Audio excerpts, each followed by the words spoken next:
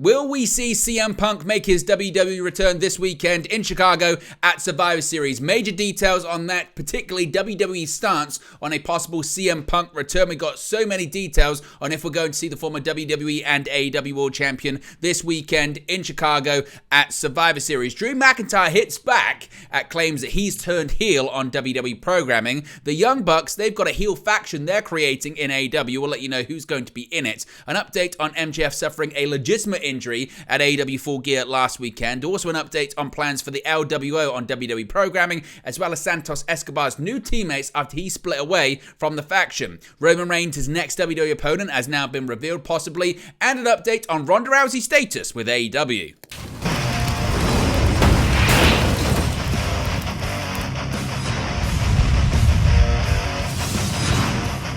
Hey guys, welcome back to Wrestling News 365. Hope everyone is doing very well. As always, there are plenty of news stories to get into in the world of professional wrestling. Let's start off talking about CM Punk, and with 24 hours to go until Survivor Series in Chicago, so many people are asking, is CM Punk going to be returning to the WWE at Survivor Series at the Premium Live event? With WWE Survivor Series on Saturday, November 25, fans have continued to rumor that CM Punk may be making a return to the company. His name has been teased by the likes of Grayson Waller, while fans have interpreted a recent Shinsuke Nakamura promo as being a reference to the former AEW World Champion. It has also previously been reported that WWE Creative have not been told anything in preparation for the return of Punk. In the Wrestling Observer newsletter today, Dave Meltzer reported on the current thinking backstage about Punk in WWE, saying the following, quote, "From the start, we were told that while there is negativity about Punk, they are not completely opposed to it if the idea is it's something they have to do in regard to fan response. While every creative head has their plan, this creative side is not looking at being combative with the audience like Vince McMahon often was." Now, he would also state there was no evidence that Punk was scheduled to appear at Survivor Series or on the episode of SmackDown the night before, that being today. But he did say, quote, "Those close to the situation have denied it, but it is possible it's a well-kept secret." Now, it must be stressed here that Meltzer would go on to reveal that Randy Orton was going to be part of the War Games match to shut down, basically, the expectation that Punk would be taking up that spot if it was kept as a surprise. So that's why Randy Orton was revealed this past Monday on Raw. Now, plenty of other people recently have been talking about the possibility of Punk returning, the likes of Johnny Gargano, Nick Aldis, and others. But to reiterate, as of the latest word, CM Punk is not expected to be at Survivor Series. At the moment, any suggestion that he will be is, I guess, out of hope or guesswork, but it's not been ruled out as being impossible. In fact, some people are looking at possible hints on social media today suggesting, is this going to be a hint? Is this a hint? Is this an indication that Punk is going to be coming back? One of which is his theme song being remastered and released just before Survivor Series. Now, the Living Colour Band has fueled fan speculation about a potential CM Punk WWE return ahead of this weekend's Survivor Series Premium Live event. Today, one day ahead of Survivor Series, Living Colour released a remastered version of the Cult of Personality. Now, this obviously doesn't confirm anything about Punk's wrestling status, but many fans have taken it as another reason to suggest that Punk could return. Punk hasn't wrestled for WWE since January 2014, with the former WWE Champion's final bout with the company being the 2014 Royal Rumble match. As I mentioned, it was recently reported that WWE announced Randy Orton for the men's War Games match ahead of the show in order to make sure that fans didn't think it was going to be Punk if it was left to be a mystery. But there are still so many questions, and because of all of these questions, Sean Ross Sapp of Fightful has essentially done a Q&A to try and provide as much detail as possible on if Punk is going to be in Chicago tomorrow for Survivor Series. So let's get into these questions. The first of which, is CM Punk going to be at Survivor Series 2023? Now, Sean Ross Sapp says they've not reported one way or another that he will or won't. He's not featured on any graphics, rundowns, plans that Fightful have heard of as of yet. They've heard nothing as of today, that being Friday, to indicate that Punk is, and so far, only solid information would indicate he isn't going to be at Survivor Series. Quote, "Plans change is an oft made fun of thing, but that's the nature of scripted pro wrestling. It can be scripted to change, and often does. Karrion Kross wasn't signed at the start of the week when he returned. Will Ospreay signed his AEW contract after arriving at the venue last week. Dakota Kai was contacted for a return the day before SummerSlam in 2022. Now, WWE's claim is that CM Punk won't be there. Punk's claim to friends is that he won't be, but that doesn't permanently close the door. Now, as far as what people have heard, or what Sean Ross Sapp has heard about CM Punk and Survivor Series, he has said, quote, WWE was expecting to be asked about CM Punk at the WWE Fastlane post-show presser, where talent and Triple H were prepared ahead of time to answer the question. Triple H was planning on kindly shooting down the rumor, according to WWE sources with knowledge of the situation. When that didn't happen, Fightful was contacted by WWE higher-ups on October 9 after they debunked a Twitter rumor that Punk was signed. A WWE higher-up said that not only were WWE prepared to shut the rumor down at Fastlane, that there had not been talks and there were not plans for CM Punk to appear at Survivor Series. They also indicated they didn't want to set unrealistic expectations for fans going to the event. Now, Fightful can say that Triple H has had opportunities to shoot down during media availabilities leading up to Survivor Series, which definitely surprised Fightful considering the stance of his that was told after Fastlane. That being said, it was stressed to Fightful that they didn't want people buying tickets thinking they would see CM Punk, and most of all, the tickets were already bought up at that point. Now, Ibo of Wrestle Purist, we played this clip recently, also reported that he was told by those close to Punk that he wasn't working Survivor Series as of early November. Fightful have then followed up with WWE reps and higher-ups numerous times since then, and they claim their stance hasn't changed as recently as this past Monday. Now, one certainly response could be, well, why would WWE tell Sean Ross Sapp? Wouldn't they want to keep it a secret? And Sean Ross Sapp has responded to that by saying, if it were happening, they absolutely would not reach out to Sean Ross Sapp to say it was happening. If he found out on his own, the particular people that contacted Sapp would almost certainly not confirm it. He's been approached by higher-ups to confirm that people wouldn't be at shows in two instances. One was Bray Wyatt in the spring when he was ill, and another was confirming the report that Randy Orton wouldn't be at SummerSlam after there were incorrect reports of both showing up, quote, soon. So, why do they keep teasing it? Now, Sean Ross Sapp says he asked the same thing when he spoke to a higher-up, and the exact quote was, unrealistic expectations are set because of the references on WWE TV, whether there's plausible deniability or not. Now, Sapp says he was told that those talents are not clearing those lines. It is worth noting that the references on commentary completely stopped after WWE Fastlane. Nakamura did occasionally use the GTS. Now, Triple H has told some in the company that fans were finding things that weren't there. Now, is there anything else important to this situation? Well, top talent were told outright that CM Punk wasn't coming in for Survivor Series when they asked. This includes talents that are at the level and in situations where it wouldn't make great sense to lie to them and it wouldn't be beneficial to a locker room whose morale has recently improved. Key names in creative have outright been told he's not coming in, and there are no creative plans for him that are known by the rest of the team. Punk told at least one person close to him that he was speaking with a WWE higher-up recently, but no context of that conversation was provided, which again is quite interesting. Now, as far as what the talent thinks of CM Punk, Sean Ross Sapp says there's still plenty of heat on Punk. There would need to be some amends made. There were some optimistic when he appeared backstage at Raw earlier this year and spoke to the Miz and shook Triple H's hands. Then the unfortunate unfolding of events in AEW didn't necessarily keep that feeling lasting long.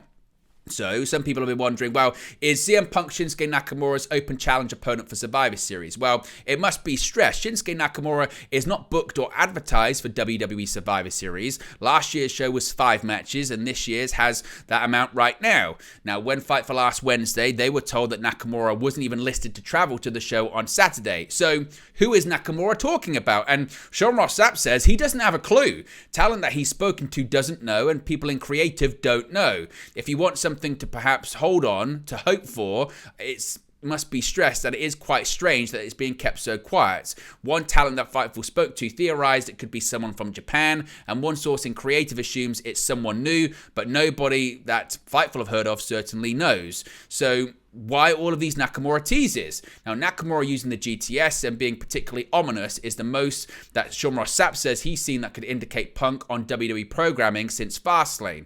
Now, he says he's spoken to people in the company that didn't think there should be ominous teases when rumors about Punk are running. So, people are saying, you're being worked. You big mark. Everyone's lying to you. And Sean Ross Sapp has said, that's not a question.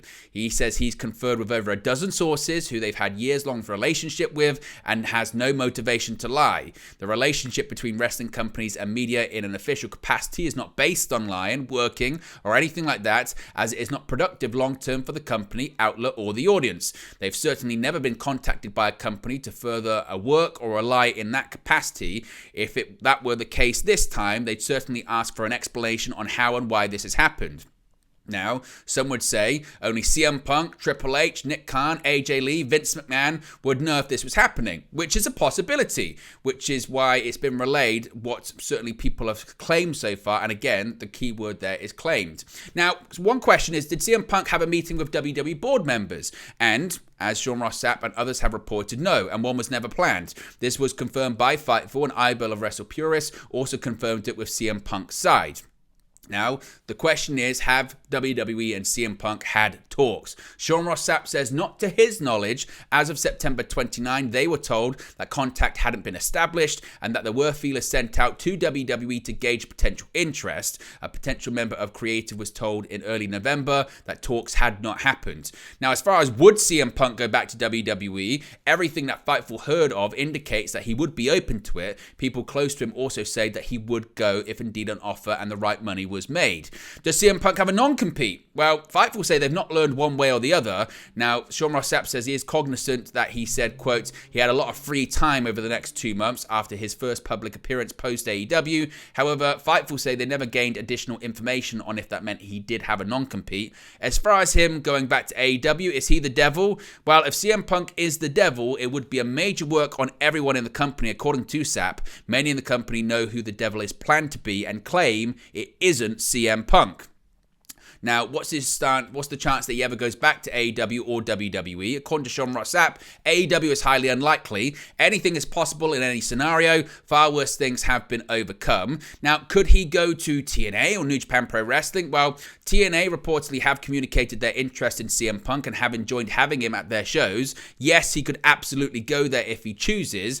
Based on Rocky Romero's answer to Fightful weeks ago, it would appear that the door is open to New Japan Pro Wrestling as well. Romero said that he and New Japan would likely give Tony Khan a heads up about it, and they think it would be okay. So, according to Sean Ross Sapp, what are the percentages that Punk is at Survivor Series? Well, he says 25%. He says anything is possible in pro wrestling, and reporters, they're just reporters, not fortune tellers. They're not, never have, and never will be privy to all the information. So, with that all being said, do you think CM Punk is going to be at Survivor Series? Let me know your thoughts, your predictions, as always, in the comments section below.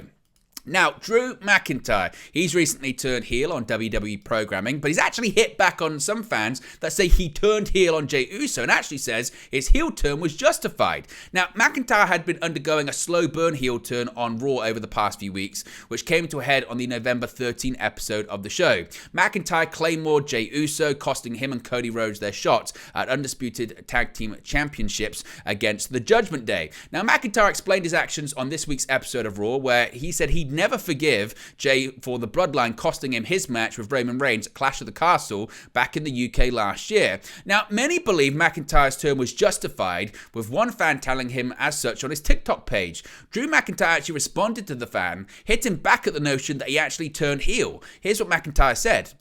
The best heel turns are the justified ones. Who's a heel? Who's a bad guy? Are we not watching the show? Are we not keeping up with things? Do I have to spell things out even more simply?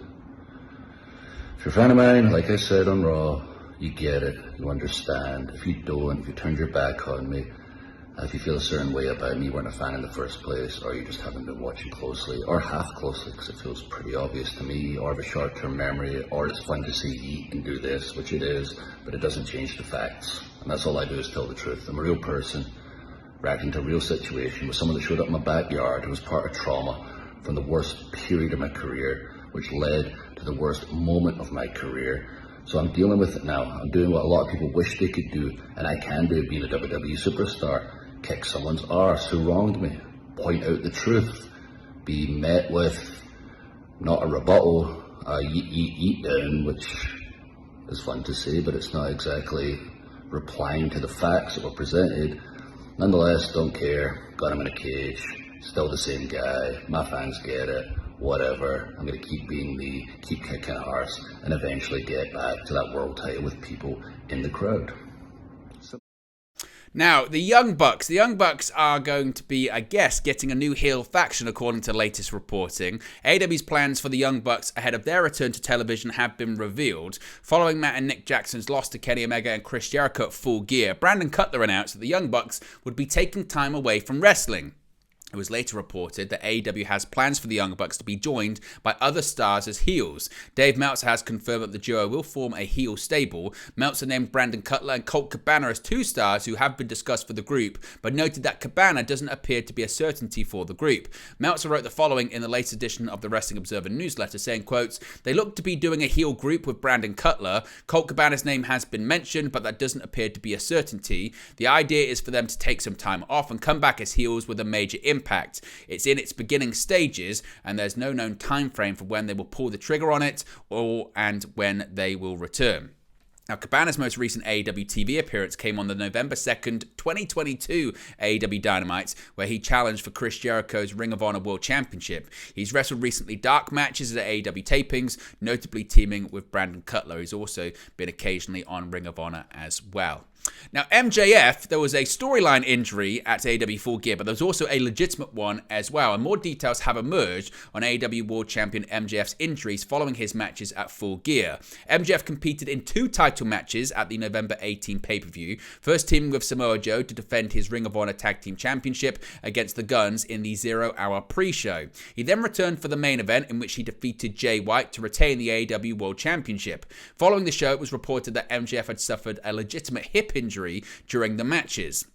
Per Dave Meltzer, in the latest edition of the Wrestling Observer newsletter, MJF dislocated his hip performing the top rope elbow drop to White on the ringside floor and aggravated a shoulder injury with a top rope uranagi. Explaining how MJF legitimately suffered his injuries, Meltzer writes, quote, "MJF legit suffered a dislocated hip during the match, as well as an aggravated a prior shoulder injury. The hip injury took place when he was planning to do the spot where you come off the top rope and fly far, ending with an elbow drop, putting your opponent through a table.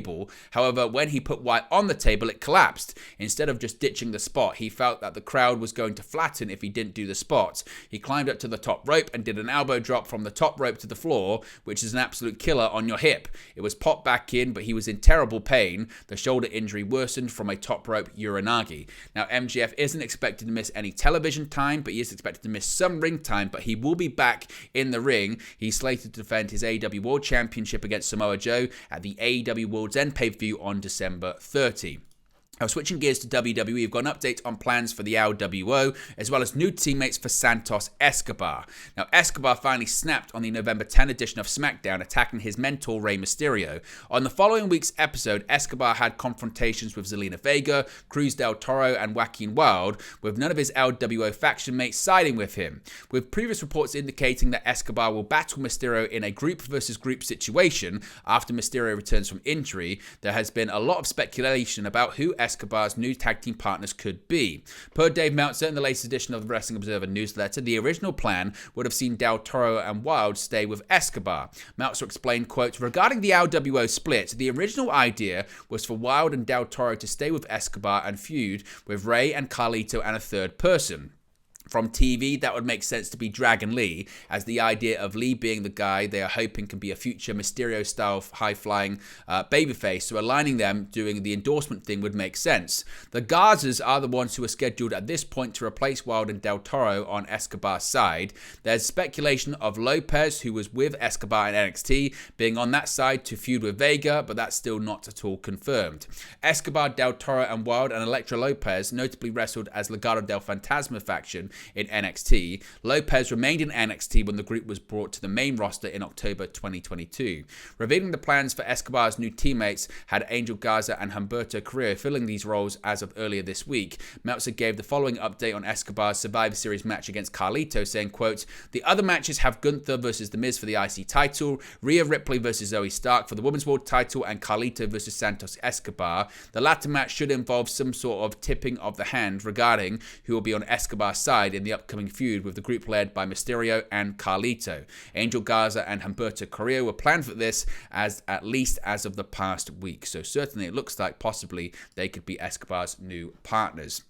Now, Roman Reigns, we don't expect to see any more of Roman Reigns really this year, but an update has emerged on Roman Reigns' next match, with one star ruled out for his next undisputed WWE Universal Championship defense. Now, Reigns most recently wrestled at the November 5th Crown Jewel Premium Live event, defending his title against fan favorite LA Knight. With Knight losing following interference from Jimmy Uso, many fans have called for Knight to get one more opportunity at Reigns' gold. Per Dave Meltzer in the latest edition of the Wrestling Observer newsletter, Knight is not the planned opponent for Reigns at the Royal Rumble in January, noting that Paul Levesque, Triple H, has another plan for Reigns at the upcoming Premium Live event. Meltzer writes, quote, "We were told that as of this time that Reigns versus Knight is not the title match at the Rumble. That's Reigns' next match. There are those who feel it should be Knight in that spot, but we were told Levesque has another plan right now."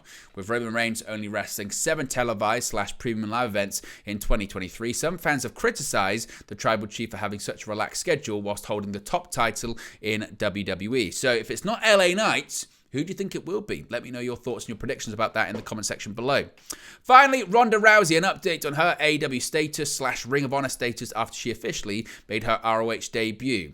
Now, the match that actually aired last night on ROH on Honor Club saw her team with her friend Marina Shafir against Billie Starkz and Ring of Honor Women's World Champion Athena, and also featured, as I mentioned, her ROH/AEW debut, more her Ring of Honor debut.